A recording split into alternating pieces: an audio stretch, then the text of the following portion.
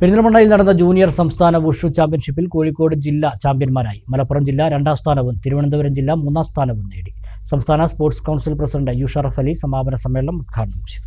2 ദിവസങ്ങളിൽ Perinthalmanna Sacred heart സ്കൂളിലാണ് സംസ്ഥാന സബ് ജൂനിയർ വുഷു ചാമ്പ്യൻഷിപ്പ് നടന്നത്. 14 ജില്ലകളിൽ നിന്നായി 450 വുഷു താരങ്ങൾ ചാമ്പ്യൻഷിപ്പിൽ പങ്കെടുത്തു.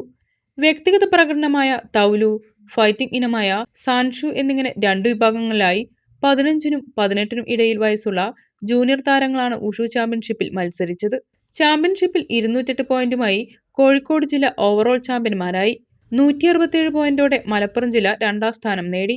51 പോയിന്റുള്ള തിരുവനന്തപുരം ജില്ലയ്ക്കാണ് 3ാം സ്ഥാനം. സമാപന ചടങ്ങിൽ സംസ്ഥാന sports council president Yusharaf Ali ഉദ്ഘാടനം ചെയ്തു. വിജയികൾക്ക് ജില്ലാ sports council president VP Anilkumar ട്രോഫികൾ സമ്മാനിച്ചു. നാഷണൽ ഫെഡറേഷൻ പ്രതിനിധികളും പങ്കെടുത്തു. വുഷു അസോസിയേഷൻ മലപ്പുറം ജില്ലാ പ്രസിഡന്റ് ISK Muhammad Ali, secretary PN Sumesh, treasurer Firoz, joint secretary K Akhil തുടങ്ങിയവർ ചാമ്പ്യൻഷിപ്പിന് നേതൃത്വം നൽകി. സംസ്ഥാന വിജയികൾ നാഷണൽ ചാമ്പ്യൻഷിപ്പിൽ പങ്കെടുക്കും.